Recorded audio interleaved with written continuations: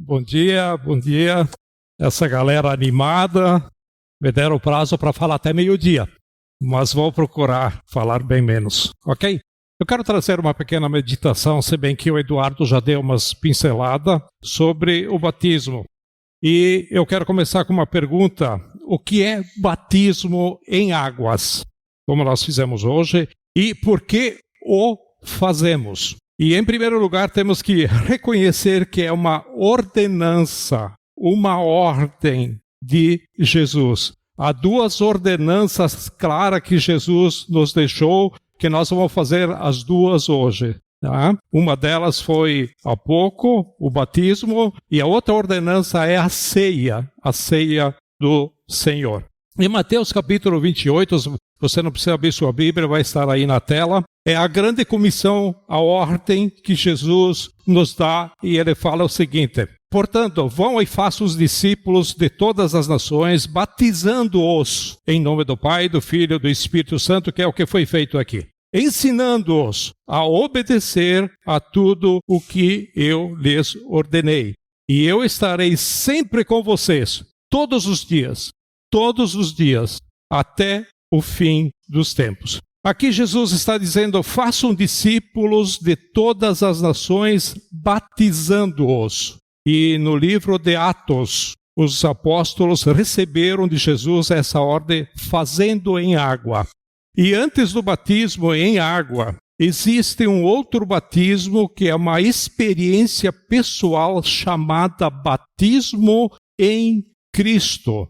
E esse batismo, ou seja, essa experiência, ela não pode ser produzida por nós, pelo homem, que é quando nós queremos, quando nós aceitamos ou convidamos Jesus para ser Senhor e Salvador em nossas vidas, o dia da nossa conversão, o dia que nós aceitamos a Jesus. Jesus não nos mandaria colocar as pessoas nele, no corpo de Cristo. Quem faz isso é o Espírito Santo. E depois dessa experiência ser vivida, nós temos então uma ordenança do batismo em águas, onde nós entendemos que essa é uma espécie de encenação, como o Eduardo falou, que testemunha não só que nós cremos em Jesus, mas qual o tipo de fé que nós temos. O primeiro reconhecimento é que é uma ordenança de Jesus e, portanto, sendo entendido, é algo que deveria ser obedecido. E quanto maior é o nosso entendimento do porquê da ordenança, acredito que, de forma prática, que isso vai impactar a maneira de como vivemos a fé, a maneira de como vivemos o Evangelho. E a segunda coisa que devemos destacar é que o batismo é uma marca da nossa fé. No Evangelho de Marcos, capítulo 16, nos dá alguns detalhes diferentes sobre essa grande comissão. Marcos, capítulo 16, versículo 15 e 16, diz: vão pelo mundo todo e pregue o Evangelho a todas as pessoas. Quem crê e for batizado será salvo, mas quem não crer será condenado. Então Jesus mandou pregar o Evangelho e ele mandou batizar. Aqueles que crescem no Evangelho, portanto, o batismo é para aqueles que creem. O que condena alguém não é a falta do batismo, é a falta de fé em Jesus.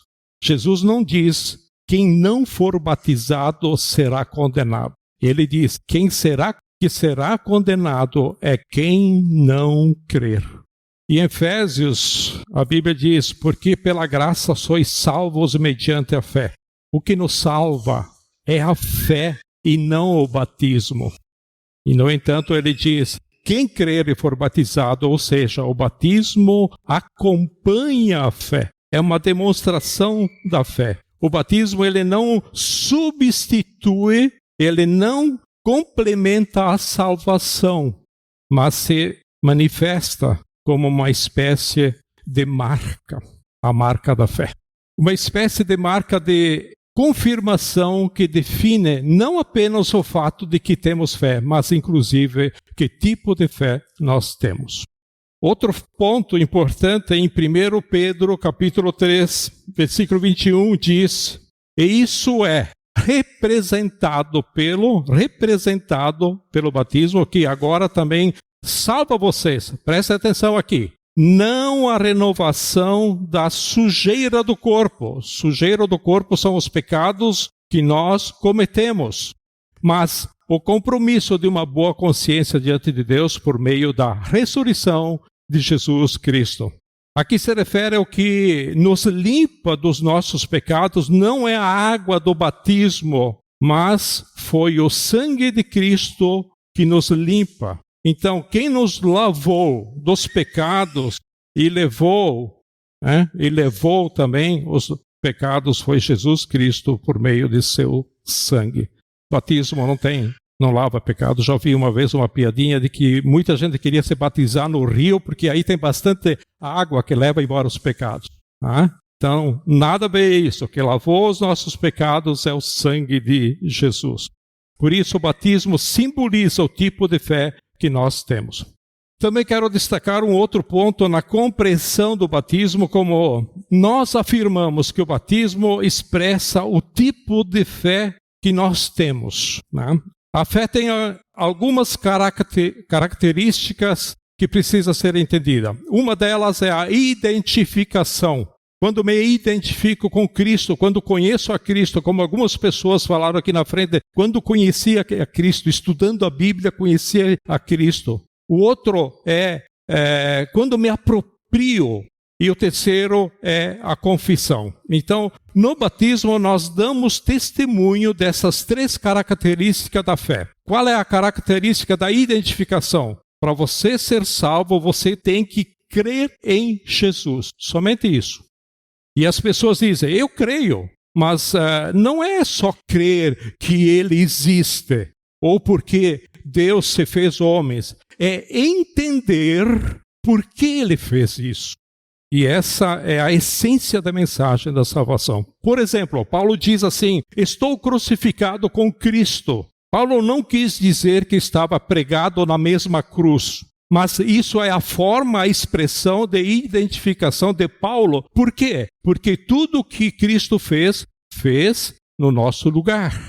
E ele era o nosso substituto. Então a Bíblia diz, o castigo que nos traz a paz estava sobre ele. Ou seja, ele sofreu o que nós deveríamos sofrer. Então, quando Cristo morreu como nosso representante, nós também morremos. Quando ele ressuscitou, já que ele é o nosso representante, nós também ressuscitamos. Por isso que Paulo, em Colossenses capítulo 3, versículo 3 diz, pois vocês morreram e agora a sua vida está escondida em Cristo, em Deus. Porque a nossa vida está escondida? Quando Deus nos olha, Ele nos vê. Ele não nos vê diretamente. Por quê? Porque nós somos pecadores. E como nós temos pecado, Deus não pode olhar o pecado. Então Deus não pode olhar a nós diretamente. Mas Ele nos vê a nós através de Cristo. Isso vale para aqueles que entenderam o que Jesus fez em seu lugar e se identificaram com Ele. O que Jesus fez? Ele fez no nosso lugar. Romanos 6, capítulo 6, versículo 3 e 4, que foi o versículo que o Eduardo usou aqui no começo, diz o seguinte, ou vocês não sabem que todos nós que fomos batizados em Cristo Jesus, fomos batizados em sua morte? Portanto, fomos sepultados com Ele na morte, por meio do batismo, a fim de que, assim como Cristo foi ressuscitado dos mortos, mediante a glória do Pai, também nós vivamos uma vida nova. Aqui Paulo fala a respeito do batismo, ele fala de nós morrermos e sermos sepultados com Cristo. Essa é a figura que nós usamos, que é a imersão da água, como vocês viram, né? Então a palavra batizar significa mergulhar. É o modelo que a Bíblia revela. O significado do que Romanos fala é de nós sendo mortos e sepultados com Cristo. E então é quando colocamos a pessoa para dentro da água, significa morrer na velha vida, sepultamento. A pessoa mergulha na água, deixa a velha vida lá. E o momento em que a pessoa sai da água simboliza que ressuscitamos para viver em novidade de vida, uma nova vida. Estou repetindo aquilo que o Eduardo falou no começo. Portanto, a identificação, quando nós nos vemos em Cristo, a sua morte é a nossa morte, a sua ressurreição é a nossa ressurreição, a sua ida ao céu e assentar-se à direita de Deus também é a nossa. Por quê? Paulo em Efésios 2 diz que nós estamos assentados com Cristo Jesus nas regiões celestiais. Olha que privilégio que nós temos. Olha que privilégio. Às vezes nós não pensamos nisso, né? Segundo ponto da fé é me apropriar. 1 Timóteo 6, capítulo 12, diz, mais na metade do versículo em diante, né? Combata o bom combate da fé. Tome posse da vida, tá? Então, tome posse, quer dizer, ou te apropria. Essa palavra tome posse, às vezes ela é mal entendida, principalmente quando se ouve por aí por algumas razões, tá? Então, te apropria da vida eterna para a qual você foi chamado e fez a boa confissão na presença de muitas testemunhas. Aqui diz, toma posse, te apropria, te agarra, é segurar. Ou seja, pela fé, não só reconheço o que ele fez por mim, mas eu me aproprio como meu. E a partir desse momento, daí eu me torno público ou externamente, né, que é o testemunho que foi dado aqui, que foi batizado, aquilo que acredito ou acreditamos, né? Então é o testemunho perante as pessoas daquilo que aconteceu na minha vida, no meu coração. E o terceiro elemento da fé é a confissão, ou seja, quando nós somos batizados, estamos testemunhando publicamente a nossa fé em Jesus. Não só apenas que cremos nele, mas que tipo de fé que nós temos. Então, para quem é o batismo? O batismo é para quem crê. Entendemos que crer é identificar-se, apropriar-se e a disposição de confessar, não só na hora do batismo, mas confessar a Cristo com o estilo de vida que teremos. A disposição de falar do Evangelho, assumir a nossa fé com firmeza, com determinação e com posição. Por exemplo, em Atos há um relato, no capítulo 8, se você quiser depois ver em casa, do versículo 30 ao 39, temos o relato quando Filipe batiza o etíope, quando estava falando do Evangelho. Esse etíope, ele pediu permissão para o rei, junto com o rei liberou uma caravana, ele foi adorar a Deus. Da Etiópia ele foi adorar a Deus em Jerusalém. Ele comprou um pergaminho, a Bíblia, um livro chamado Pergaminho, Velho Testamento, de Isaías. Ele ia lendo pelo caminho, enquanto que eles estavam voltando com a sua caravana. E ele não estava entendendo. Aí Jesus disse para Felipe, Felipe, vai lá e acompanha essa caravana. E aí ele foi lá e perguntou, você está entendendo o que está lendo? Não estou entendendo, se alguém não me fala. Então sobe aqui. Ele subiu e andando numa carruagem e passando perto de um riacho, o etíope perguntou, aqui tem água, o que me impede de ser batizado? Porque naquele tempo, às vezes lendo assim não dá para entender muito bem por que batismo, né? Na hora de entender quem é Jesus. Naquele tempo, ao falar sobre o Evangelho, já era proposto o batismo, diferente de hoje. O que me impede? Felipe diz para ele, nada, é lícito. Se você crê de todo o coração, então o batismo não é apenas um ritual a ser cumprido, mas o ritual expressa a fé que é a grande responsável pela nossa salvação. Também entendemos o tempo de crescimento espiritual, ou seja, depende o quanto firme a fé da pessoa esteja no seu posicionamento em Cristo. Por isso que nós demoramos um tempo, né? Agora, por exemplo, o etíope não precisou de abismo ligado, Ele não precisou de discipulado, não precisou de curso de batismo, como foi feito aqui, o Eduardo comentou, e nem de discipulador. Tá? Outro ponto é quem batiza. Não haveria necessidade de tocar aqui, mas acho que é bem importante. Em alguns grupos cristãos, só o líder, um presbítero reconhecido, poderia batizar. Eu até entendo isso em certas igrejas, porque as pessoas têm o hábito, às vezes, de dizer: vem conhecer minha igreja, leva a pessoa lá e entrega a responsabilidade do pastor. Como você fala de Jesus, dá discipulado, te vira. Não é nosso costume. Nosso costume é orientar as pessoas, você falar de Jesus, você dá abismo ligado, você dá discipulado, acompanhar ela vida a vida. É assim que se produz cristãos, né?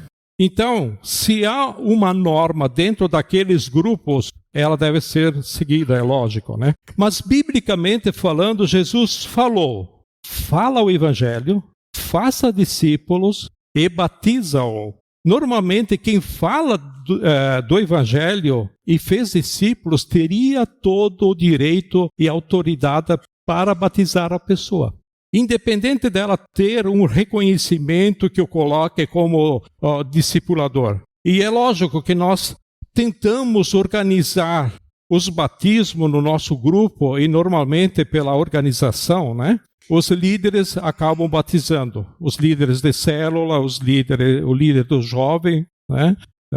Como o Ariel, e outros demais líderes acabam batizando. Nós sempre permitimos que pessoas que ganharam alguém, como por exemplo, os próprios pais que ganharam os seus filhos para Jesus, e às vezes os próprios pais estão discipulando. Então, esses pais, é legal ver os pais batizando os filhos. Falam com a liderança, falam conosco e participem junto no batismo. Então nós estamos abertos para isso e fazemos isso. E esse entendimento é muito importante porque leva as pessoas a compreender de não apenas seguir um ritual, mas ele expressa a essência da fé. Não é apenas crer na existência de Jesus, é crer no que ele fez em nós e nos apropriarmos de tudo aquilo que ele fez a nosso favor, em nosso favor. A Bíblia diz que ele foi feito pecado por nós, para que nele nos tornássemos a justiça de Deus. Nós nos apropriamos disso e essa fé muda completamente a nossa história. No começo dessa meditação citei que Jesus nos deixou duas ordenanças. O batismo, que vimos até aqui, e a segunda ordenança é a ceia. Jesus, após pegar o pão, disse: tomem, comem, isto é o meu corpo. Depois pegou um cálice com vinho e disse: bebam dele, isto é o meu sangue derramado em favor de vocês. Então, em especial, vocês que foram batizados hoje, eu quero convidar vocês, especialmente, a participar da ceia pela primeira vez. E todas as pessoas que foram batizados e que tenham Jesus como Senhor e Salvador, eu convido a vir pegar um pedacinho de pão, um cálice de suco, volta para o seu lugar e depois nós vamos participar juntos.